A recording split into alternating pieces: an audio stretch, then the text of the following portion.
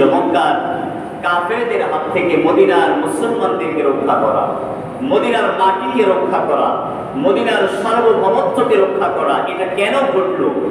রাসূল করিম আলাইহিস সালাতু ওয়াস সালাম যখন মক্কা থেকে হিজরত করে মদিনায় চলে গেলেন, সেখানে গিয়ে রাসূল করিম আলাইহিস সালাতু ওয়াস সালাম একটি ইসলামী রাষ্ট্র, একটি ইসলামী সমাজ ব্যবস্থা তিনি কায়েম করেছিলেন। কিন্তু মক্কার কাফেররা সেটা পছন্দ করে নাই যে মুহাম্মদুর রাসূলুল্লাহ সাল্লাল্লাহু আলাইহি ওয়াসাল্লাম তিনি মদিনায় ইসলামী রাষ্ট্র, ইসলামী দেশ গঠন করবে, এটা তিনারা চায় নাই। এজন্য তিনারা চেষ্টায় ছিলেন কিভাবে মুসলমানদেরকে প্রতিহত করা যায়, কিভাবে মদিনার মাটিকে দখল করা যায়। যদি মদিনার মাটিকে দখল করা যায় তাহলে ইসলামের রাষ্ট্রের কোনো অস্তিত্ব থাকবে না, কেননা তাদের ঘাঁটি হলো সেখানে মদিনায়। সুতরাং সেই মাটি যদি আমরা গ্রহণ করে নিতে পারি তাহলে হয়তো মুসলমানদের অস্তিত্ব আর থাকবে, এই উদ্দেশ্য নিল। কিন্তু নানাবিধ যেই জিনিসপত্রের প্রয়োজন ছিল, অর্থ সামগ্রী, বস্ত্র সামগ্রী ইত্যাদি যাবতীয় বিষয়বস্তুগুলোকে তিনারা একত্রিত করার জন্য মক্কা মুকাররমা থেকে তিনারা একটি কাফেলা সিরিয়ার উদ্দেশ্যে প্রেরণ করেছিলেন। আবু সুফিয়ান নামক একজন ব্যক্তি নেতৃত্বে এই দলটি প্রেরণ করা হলো। মক্কার কাফেরদের সমস্ত ধন সম্পদগুলো দেওয়া হলো। উদ্দেশ্য ছিল কি, এই ধন সম্পদগুলো নিয়ে সিরিয়ায় যাবে, সিরিয়ায় গিয়ে সেখানে তোমরা ব্যবসা বাণিজ্য করবে। এই ব্যবসা বাণিজ্যের মাধ্যমে যে অর্থ আমাদের আসবে, এই অর্থ আমরা পুঞ্জীভূত করে জমা করে রেখে যখন আমাদের অর্থটা বেশি হয়ে যাবে তখন এই অর্থ দিয়ে আমরা আমাদের অস্ত্র শস্ত্র তৈরি করে সেই অস্ত্র দিয়ে আমরা মদিনা মুনাওয়ারাকে আক্রমণ করে মদিনার মাটি দখল করে নেব। উদ্দেশ্য ছিল এই। তাহলে তাদের উদ্দেশ্য ভালো ছিল না। তারা যদিও ব্যবসার উদ্দেশ্যে সিরিয়ায় যাচ্ছেন কিন্তু তাদের উদ্দেশ্যটা ভালো নয়। তারা সিরিয়ায় যে পথ ধরে যাবেন, মক্কা থেকে যদি মদিনায় যেতে হয় সে সময়েও বদরের প্রান্তর দিয়ে যেতে হবে। যদি মক্কা থেকে সিরিয়ায় যেতে হয় এরপরেও বদরের প্রান্তর দিয়েই যেতে হবে। মক্কা থেকে বদরের প্রান্তর প্রায় 300 কিলোমিটার, কম বেশি হতে পারে আমার জানার মধ্যে। আর বদরের ময়দান থেকে মদিনা মুনাওয়ারার অর্থাৎ রাসূল করিম আলাইহিস সালাতু ওয়াস সালামের রওজা মুবারক যেখানে, অর্থাৎ নবীজি যেই জায়গায় ইসলামী রাষ্ট্র গঠন করেছিলেন সেই জায়গার দূরত্ব প্রায় 150 কিলোমিটার। তাহলে 150 কিলোমিটার দূর থেকে রাসূল করিম আলাইহিস সালাতু ওয়াস সালাম মুসলমানদের সৈন্যরা কেন আসলেন 150 কিলোমিটার দূরে বদরের প্রান্তরে? আর কাফের মুশরিক বেঈমানরা কেনই বা নিজেদের মাতৃভূমি মক্কা ত্যাগ করে তারা বদরের প্রান্তরে গিয়ে যুদ্ধ করলেন? জায়গা তো আরো ছিল, কেন এই জায়গাটা নির্ধারণ করা হলো বা এই জায়গাটাতেই কেন যুদ্ধ সংঘটিত হলো?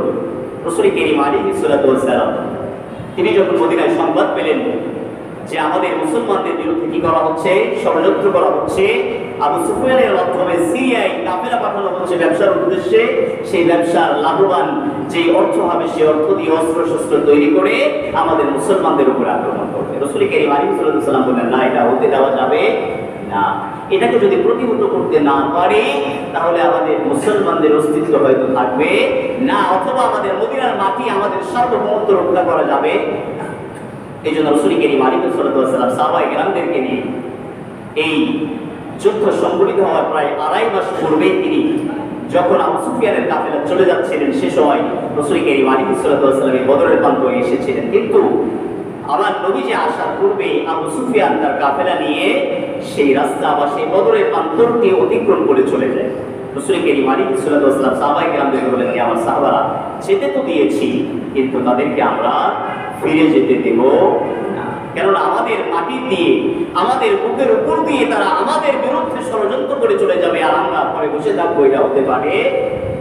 রাসূল করিম আলাইহিস সালাম আবার সংবাদ পেলেন, যখন ফিরে আসার সময় হলো, আবু সুফিয়ান যখন ফিরে আসছেন বদরের প্রান্তরে আসবেন, তখন তার অন্তরের মধ্যে ভয় কাজ করছিল। কেন? কারণ চোরের মন পুলিশ, কারণ সে তো বুঝছে যে উদ্দেশ্য নিয়ে সিরিয়ায় এসেছি মদিনার মানুষকে ধ্বংস করার জন্য, মদিনার মাটি দখল করার জন্য, ইসলামের রাষ্ট্রকে ধ্বংস করার জন্য, আর এই মদিনার পাশ দিয়ে আমরা চলে যাব নিরাপদে, এটা তো হতে পারে না। হয়তো এখানে টহল থাকতে পারে।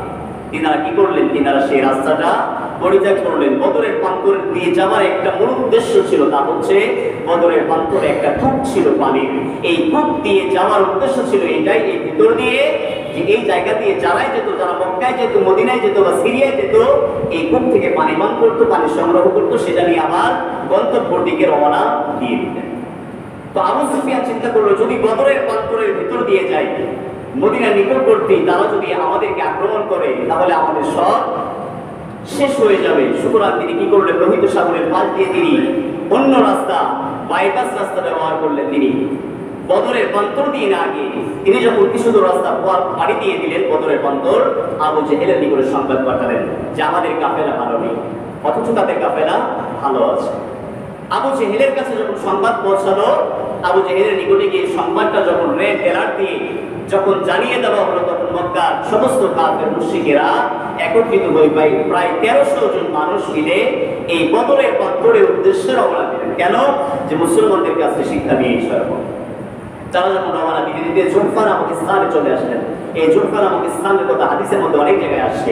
আমার নবী রাহমাতুল্লাহ আলাইহি এই জুলফা নামক স্থানে গাদিরে কুমের নিকটে দাঁড়িয়ে তিনি ভাষণ দিয়েছেন বিদায় হওয়ার সময়। তো এই জুলফা নামক স্থানে যখন কাফের মুশরিকরা আসলেন, তখন আবু সুফিয়ান আরেকটু পথ পাড়ি দিয়ে নিরাপদের দিকে চলে আসছেন, অর্থাৎ বদরের প্রান্তরটা প্রায় পার হয়ে আসছেন। যে জায়গাটা সমস্যা হওয়ার কথা ছিল বা আমার নবীজির সম্মুখীন হওয়ার কথা ছিল, সেই জায়গাটা পার হয়ে চলে আসছে। আবু সুফিয়ান আবার সংবাদ পাঠালো আবু জেহেলের কাছে যে আমাদের কাফেলা ভালো আছে, আপনারা ফিরে আসেন। আবু জেহেল বলল, না, তোমাদের কাফেলা ভালো আছে এটা শুকরিয়া, তবে আমরা যখন এসেছি তবে মুসলমানদেরকে আমরা শিক্ষা দিয়ে যাব। এখান থেকে 300 মানুষ মাইনাস হয়ে গিয়েছিল একটা উদ্দেশ্য নিয়ে।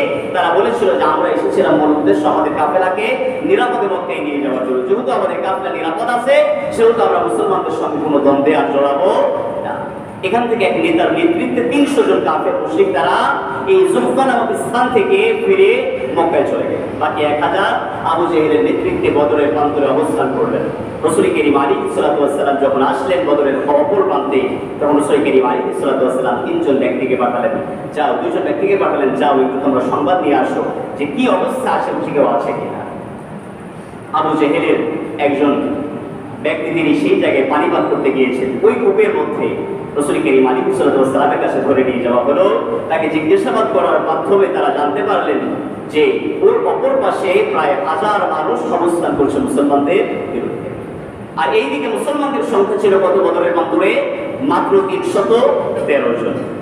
এই অল্প সংখ্যক ব্যক্তি নিয়ে রাসূল করিম আলাইহিস সালাতু ওয়াস সালাম এসেছেন বদরের প্রান্তরে জিহাদের জন্য নয়, বরং প্রতিহত করার জন্য, সেই কাফেলাকে বাধা দেওয়ার জন্য।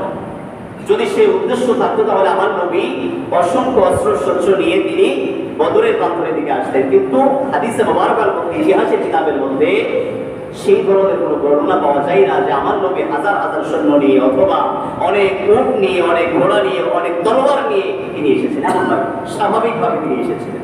তো যখন তাদের পক্ষ থেকে একজনকে ধরে নেওয়ার পরে সার্বিক বিষয়ে জানা হলো, রাসূল করিম আলাইহিস সালাতু ওয়াস সালাম সাহাবায়ে কেরামদেরকে বদরের অপর প্রান্তরে দাঁড় করাইয়ে দিলেন। আর আবু জেহেলের সৈন্যরা 1000 এই দিকে দাঁড়িয়ে গেল।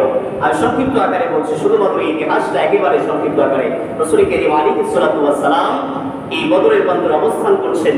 আবু জেহেলের পক্ষ থেকে 3 জন পাঠানো হলো, আমার নবীর পক্ষ থেকে 3 জন পাঠানো হলো।